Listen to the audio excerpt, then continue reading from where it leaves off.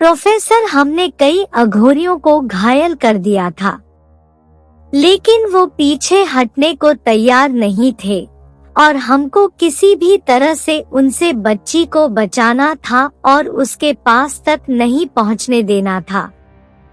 तब हमने दो दिव्यास्त्रों की शक्ति को आपस में टकराने का जोखिम उठाया। हमने सबसे कम शक्ति से एक दूसरे पर वार किए और उससे एक भयंकर धमाका हुआ। जब मेरी आंखें खुली तब मैंने देखा कि प्रोफेसर पशुपति बेहोश थे और कई अघोरियों की लाश पड़ी थी। मैंने प्रोफेसर पशुपति को वहां से उठाया और एक रूम में उनको लिटाया। फिर लड़की के पिता को और कई लोगों को वहां से बाहर निकलने में मदद की और उनको समझाया कि आतंकियों ने हमला किया है और बम फोड़ा है। लड़की और उसके माता पिता को मैंने सुरक्षित घर छोड़ दिया था। पुलिस को क्या लगता है? क्या वही जो अखबार में है या कुछ और भी उनको समझ आया है? प्रोफेसर ने पूछा। पुलिस को वही लगता है जो उन्होंने देखा था प्रोफेसर। कई अघोरियों की लाश वहां थी। पुलिस यही समझ रही है कि ये आतंकवादी थे और वहां पर उन्होंने बम फोड़ा और खुद को भी उससे उड़ा लिया था। प्रोफेसर ने गहरी सांस ली और वापस अपनी कुर्सी पर बैठ गए।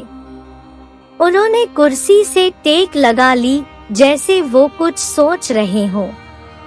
प्रोफेसर कार्ल नैयर इस सारे वक्त कहाँ पर थे और वो क्या कर रहे थे? उन्होंने पूछा। प्रोफेसर नैयर ने मानसिक संदेश भेजा था कि वो सुरक्षित है और वो शहर में ही दूसरी जगह पर है। हमको लड़की को सुरक्षित रखना है और हम दोनों उनके आसपास ही रहें। दोनों के बीच खामोशी छा गई। आदित्य ने प्रोफेसर को देखा। उनके चेहरे पर कुछ उलझन का भाव था। ऐसा भाव उसने पिछले 100 सालों में उनके चेहरे पर पहले कभी नहीं देखा था। उसको कभी भी ऐसा नहीं लगा था कि कुछ ऐसा है जो प्रोफेसर नहीं कर सकते हो, लेकिन आज पहली बार प्रोफेसर थोड़े परेशान दिख रहे थे। अचानक प्रोफेसर अपनी कुर्सी से उठे और उन्होंने अपने हाथ ऊपर उठाए।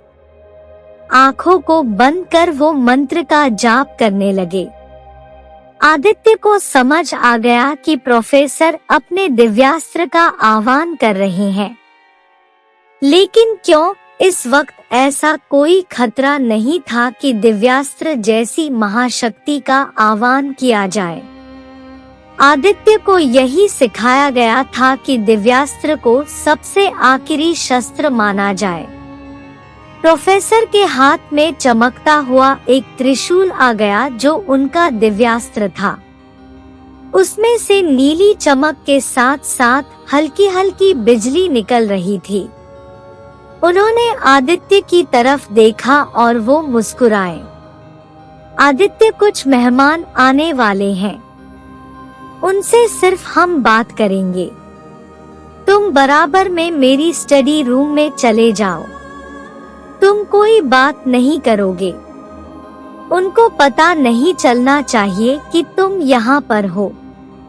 तुमको वादा करना होगा आदित्य, चाहे कुछ भी हो जाए तुम कमरे से बाहर नहीं आओगे। प्रोफेसर की आवाज में आदेश नहीं, आग्रह था। आदित्य को कुछ समझ नहीं आ रहा था और उलझन में ही आदित्य ने हाँ में सिर हिलाया।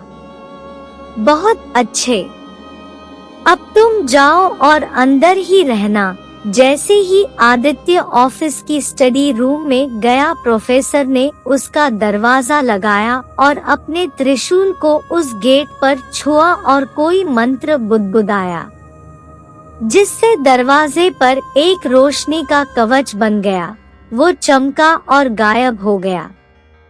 आदित्य दरवाजे के शीशे से देख सकता था। प्रोफेसर अपनी कुर्सी पर बैठ रहे थे दिव्यास्त्र उनके हाथ में था। तभी बाहर सीढ़ियों पर आहट हुई, जैसे कई लोग सीढ़ियों से नीचे ऑफिस में आ रहे हों। आदित्य को जले हुए मांस और राख की बदबू आई।